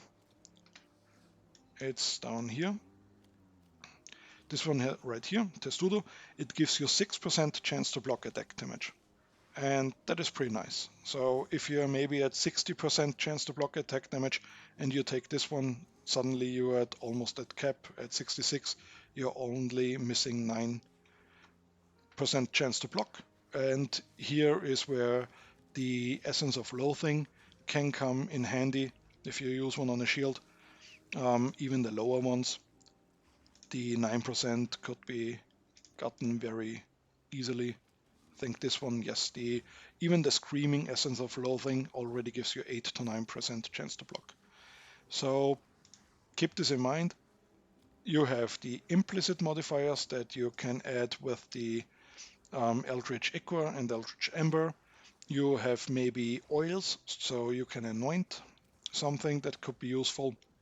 You can check your auras, if you can maybe switch one defensive aura out and another either offensive one or something like block in. Maybe you have also found Rumi's Concoction. I see this in many build suggestions because the flask gives you a lot of block chance. I personally don't like it as much because also with these flasks I can see that they are not up all the time, and I like my most important defensive layers to have 100% uptime. And for me, especially in boss fights, this is not very reliable.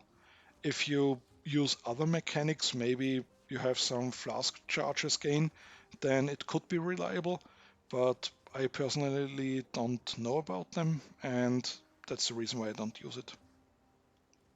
Okay, this is one of my old amulets with Testudo on it. And if you use already these things, then maybe you can craft your flasks differently to give you a little bit of a defensive layer as well. Other than that, once again, just compare your build with an existing build guide of one of the better players. Maybe this can help. You can also check Craft of Exile. If you maybe see affixes that can help you, then you could just put it into Path of Building and see if this is an upgrade or not.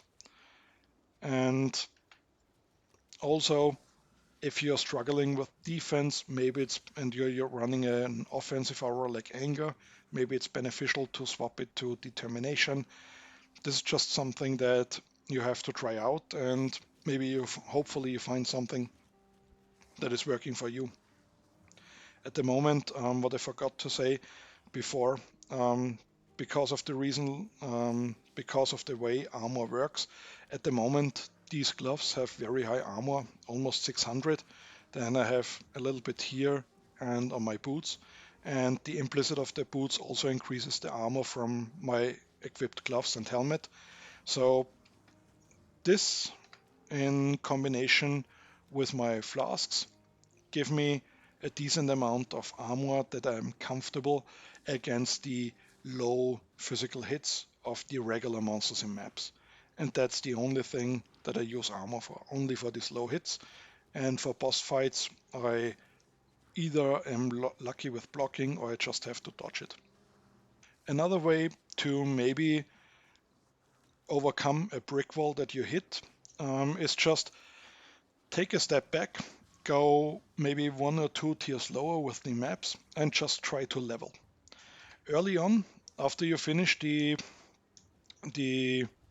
campaign and start on your maps, maybe at some point you are only level 75, 78.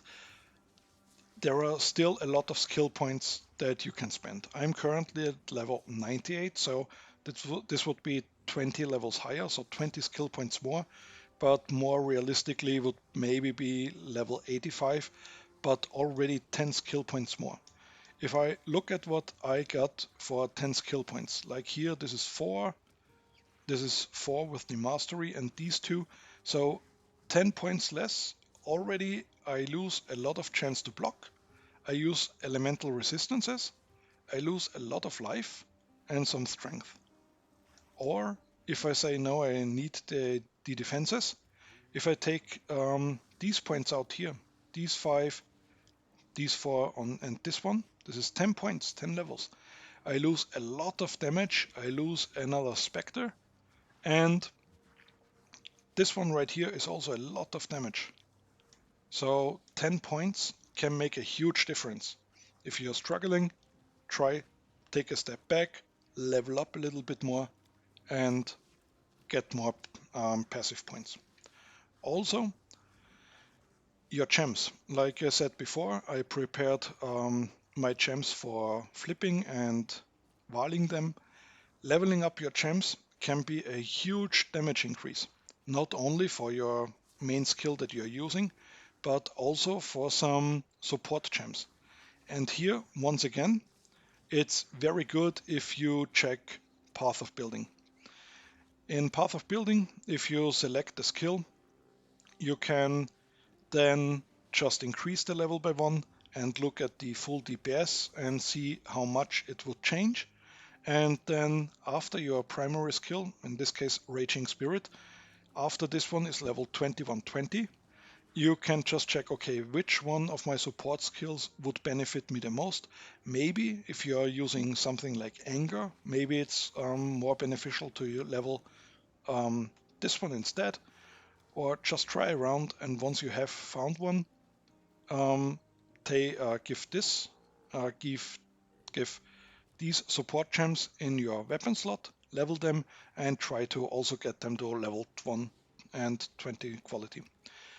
For Raging Spirits, for the fire version, I know that Immolate is very, very strong, and then also Elemental Focus helps a lot. And here is something important about why I'm using Elemental Focus. For my race zombies, let's just take one step back. Currently, I'm at max block. I'm comfortable with this. I have some decent armor against the low hits. I'm comfortable with this. So my current setup is Clarity at level 7, so I can have some mana still open that I can cast everything. I have Desecrate and Bone Offering. For me, the important thing is my wand had a free suffix, so I was able to use the craft bench to get the trigger. So I have a higher uptime of the Bone Offering. So I don't have to worry about, and it just automatically casts Bone Offering for me, and I always benefit from the block chance. Then, because I don't need the defenses, well, I do need the Tempest Shield for the block, but other than that, I'm using Generosity for Anger, so I increase my damage. And I'm also running Skitterpots for more damage. Then I'm using Convocation, Flammability, and Flame Dash. I already found my 6th link, made Raging Spirit, Unleash, Minion Damage, Emulate, Melee Splash, and Elemental Focus. If I am fighting against a hard boss or maybe something like Uber Elder, I will take out Melee Splash and instead socket Multistrike support for more single target. Then I'm using my Animate Guardian, Raise Spectre, Stone Golem, and Minion Life. And my zombies with Feeding Frenzy, Elemental Army, and Combustion. Here are 3 things that I want to talk. The first of all is a 5 link. If you're spending enough time in maps, you have a decent chance of getting a 5 link dropped at some point. If you have a 5 link, even if it's rolled badly, as long as the socket color or the requirement is intelligence, it can be beneficial to try to roll this.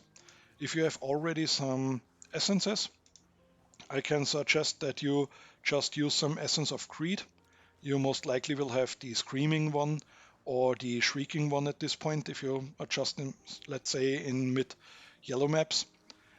Just use a couple until you hit some, the life is guaranteed, and maybe you hit 1 or 2 decent resistances. Then you would already have a decent 5 link that you can use. In a 5 link, I would not invest too much currency. And also one thing to mention is, early on, it's not always beneficial to always upgrade all your essences. Sometimes you would like to have 3 times the amount of tries with a lower tier essence.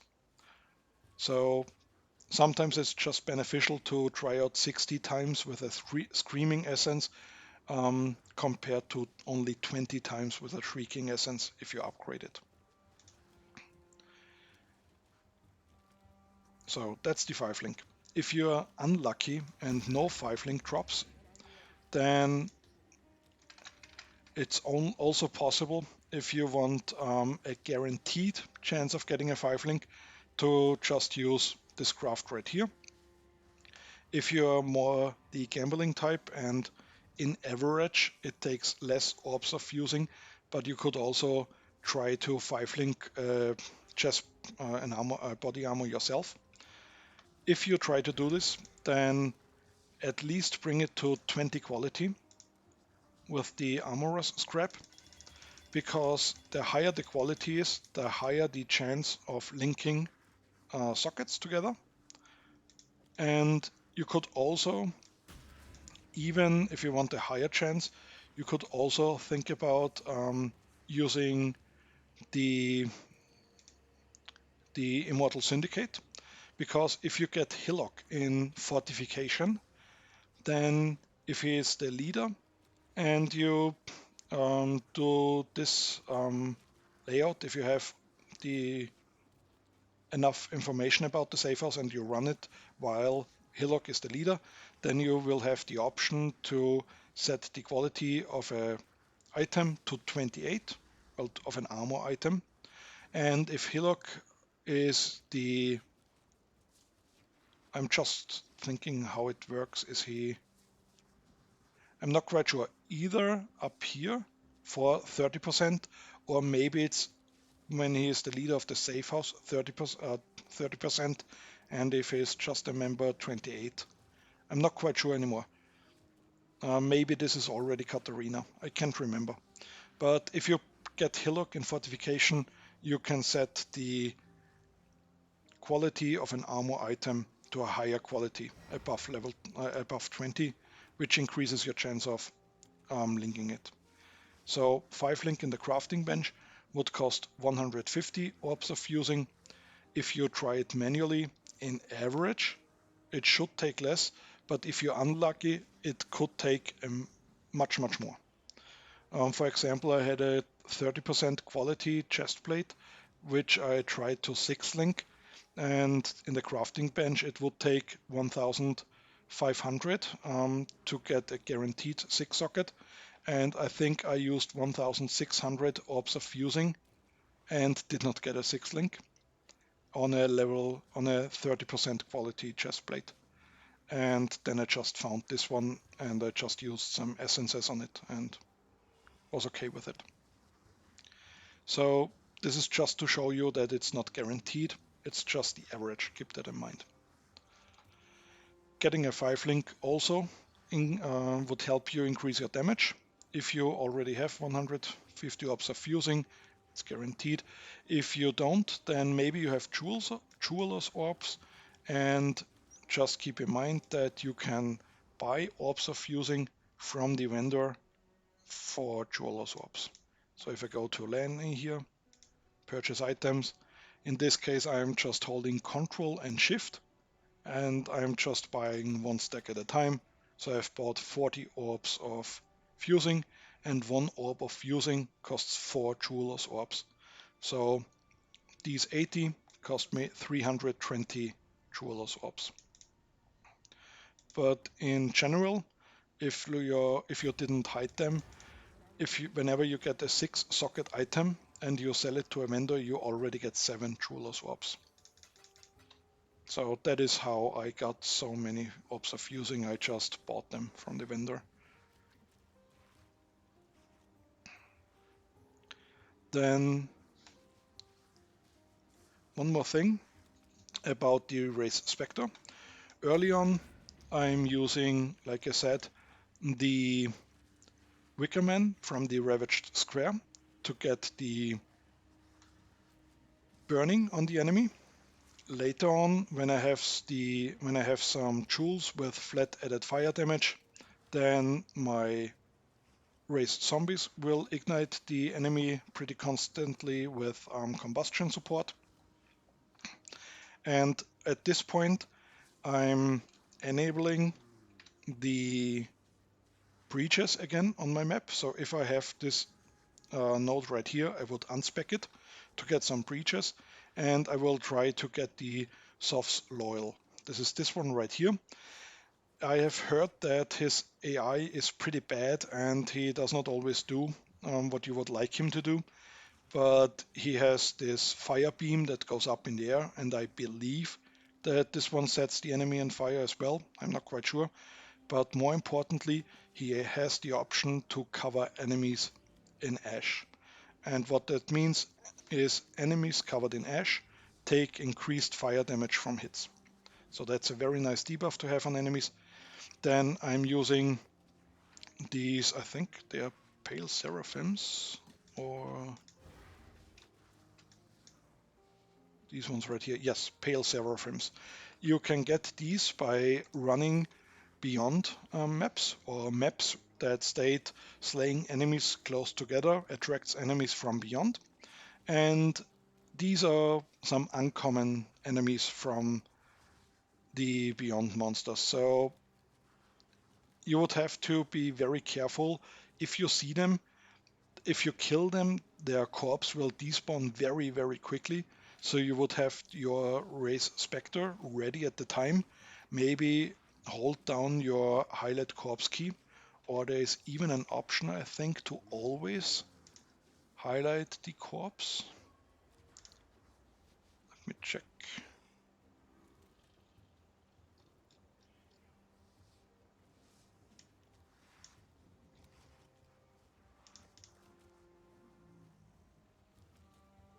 Okay, right now I don't know anymore, but just keep in mind, I think there is an option to always show the corpse on the that are lying on the floor. And if you want to have it enabled every time, then you would have to enable the corpses on the floor, which can help with reanimating these specters, but on the other hand, you should be able to press the highlight corpse key. For me, it's the A key. I'm just looking for this setting. Okay, it's this enable corpse targeting, it's called. So the option that I was looking for should be always enable corpse targeting, something like this. I would assume that it's in game, okay, yes, here, corpse targeting. You can set it when key held, and you can set it to always enable. And if I save and I hover over it without pressing the A key, then I can still see the name. This can be helpful if you are looking for specific specters. Another specter that you could use is in Act 6 and the Coast. There are the Tukohama Vanguards, which cast spell totems that use Scorching Ray. And Scorching Ray applies a debuff to the enemy. Well, it applies exposure to the enemy that reduces fire resistance by 15%. But this brings me to my zombie setup. I'm using Elemental Army, and Elemental Army works.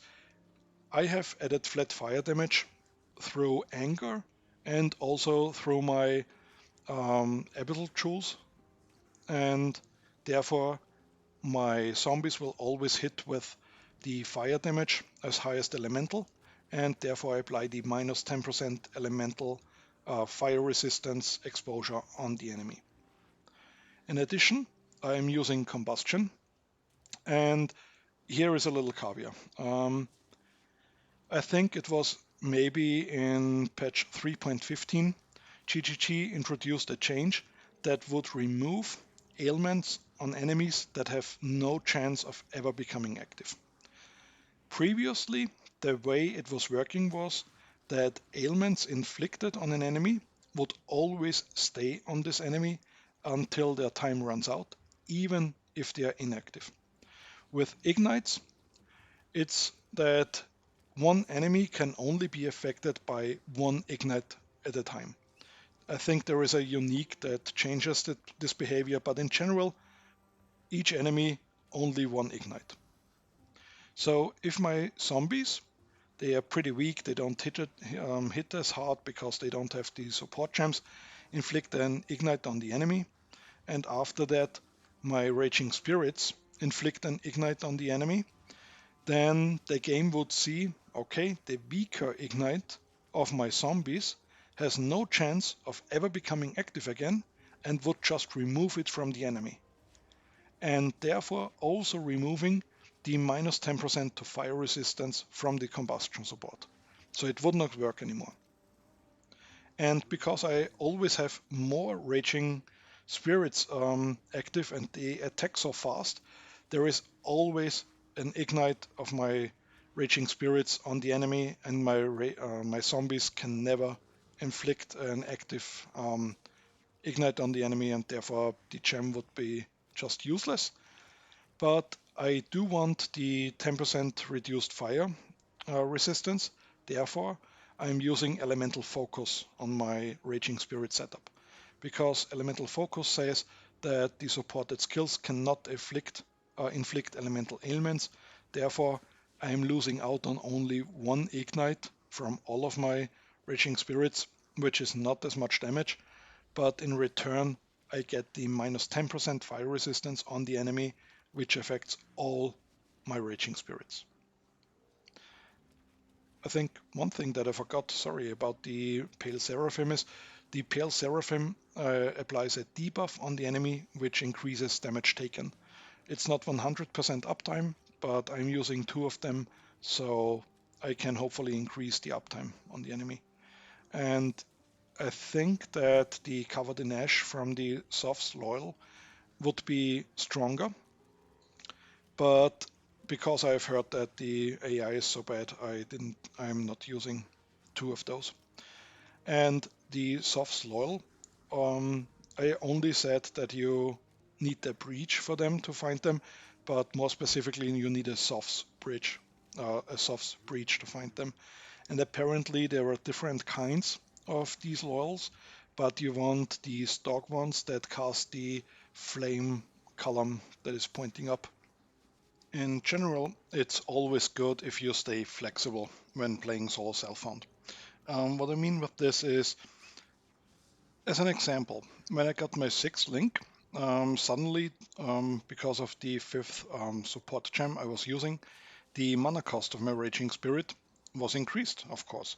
but suddenly I was not able to keep casting them to keep 20 Raging Spirits up at a boss because I ran out of mana. So now I had to think what I was doing. If I would increase the level of my clarity, then yes, I would get increased mana regen, but then my mana pool would also go down. Well, the available mana that I had. So the way I resolved this was, first of all, I just took these mana mastery right here for reduced mana cost of skills, and I also took these 3 nodes down here to further decrease the mana cost of skills. Sorry, I think I said increased. Of course, I mean reduced mana cost of skills. And some nodes right here. These also reduce the cost of skills. I already have taken these before, just because of the increased life, but just to keep in mind, the cost was already a little bit reduced. As an option, there would already also be these nodes right here, which increase mana and reduce the cost of skills, and this one right here. And this helped me to overcome the mana issue, but still benefit from my 6-link. Another thing was, at some point my minions were dying. It was only in the beginning, but this was the point where I spec'd down here for the block chance for minions and for the life recover when they block. And I also, this was also about the time when I switched to the bone offering and my block setup. Then, even with items, it can be good to keep your stash clean because, to be honest, I'm sometimes having a hard time finding items that I'm looking for with all these tabs. I'm trying to keep them somewhat organized, but I'm also losing the overview at some point. But it's also good to keep some items. If you're not sure, maybe you can use them later anymore. Maybe at some point you find a better, let's say, you find a better amulet that you want to use. But your old amulet had a stat that your new one doesn't have anymore. Maybe your old amulet had plus 50 to mana, and your new amulet doesn't have this, but instead your new amulet has more life, more resistances, which can be good. But then you find, let's say, well, maybe the exact same thing. Maybe you find the 6-link and suddenly you need the mana because you have too few mana to cast your spells reliably anymore.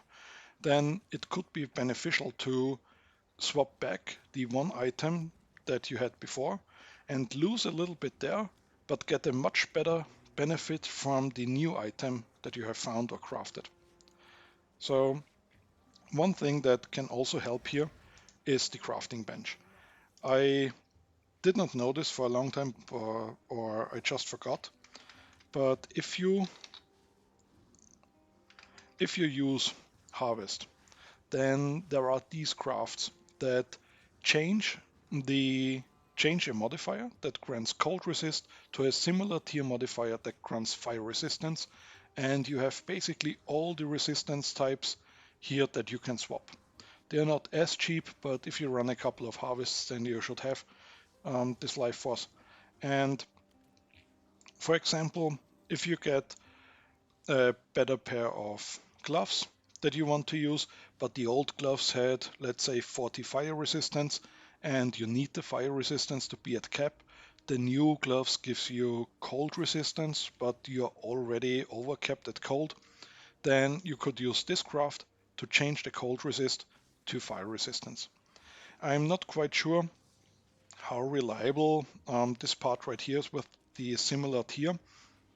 For me, I only used it, I think, 2 or 3 times, and every time I used it, I was lucky enough to keep the same tier, but the way it is worded, I assume that it would be possible that you lose it here and you don't get as much resistance of the new one that you had of the old one. Just keep it in mind. The other thing that Harvest can be useful for, it has the option to change an essence, a stack of essences, into a different type of essence. So let's just say, for me, what are essences that I'm never using? I'm never using Essence of Torment. So I just grab a stack of essences of Torment, take them in there, search for essence, and now each essence costs me 30 life force to change. Because I'm using a stack of essence, it's costing me 270. These are already deafening essences. Because I'm pretty late game and I have a lot of essences, that's why I upgraded them all at the moment. But you have to decide, as I mentioned before, if you want to keep the lower tier essences or if you want to upgrade them. It always depends on the situation. But just to show you that the cost is the same. It does not matter if you use deafening essences, the highest tier, it is 270 for 9, or the shrieking essences, it's also 270 for 9. So in my case, I know I have a very limited pool of essences that I really want to use. I want to use Essence of Greed for my life. I want to use Essence of Loathing for the chance to block.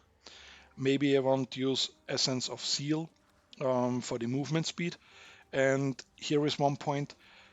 The Shrieking Essence of Seal give me 30% increased movement speed, but if I upgrade them, they only get 2% more movement speed, only 32% increased movement speed. So my train of thought here is I'd rather have 126 attempts of getting good boots with only 30% movement speed instead of having only 1/3 of that, so 42 plus the 14 that I already have, attempts of getting good boots with 32% movement speed.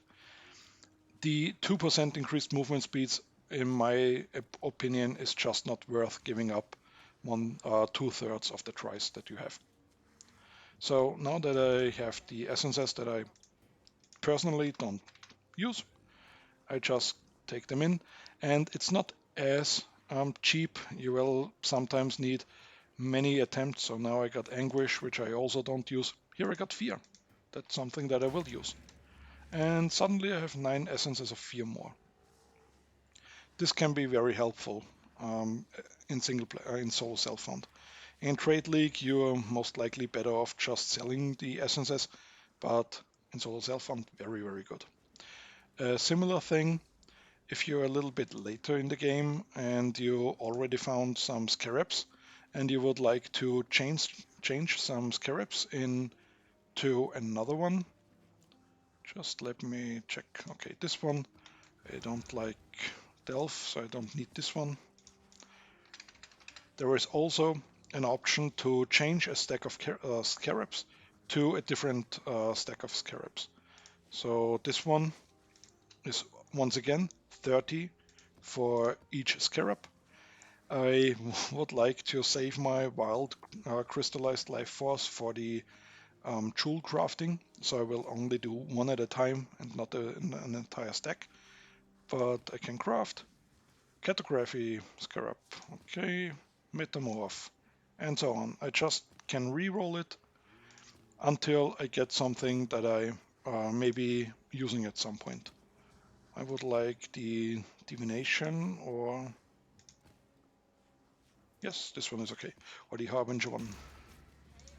So just keep in mind, harvest can be useful for these kinds of crafts as well. Okay, so this video got a lot longer than expected, but I'm not quite sure what the different brick walls for different people are. So I just wanted to cover a broad spectrum, or basically almost anything that I have encountered so far. And hopefully, if you're watching this video, you have 1 or 2 points that are helpful for you and can improve your experience in Path of Exile. So that's all for today, and have a good day. Goodbye.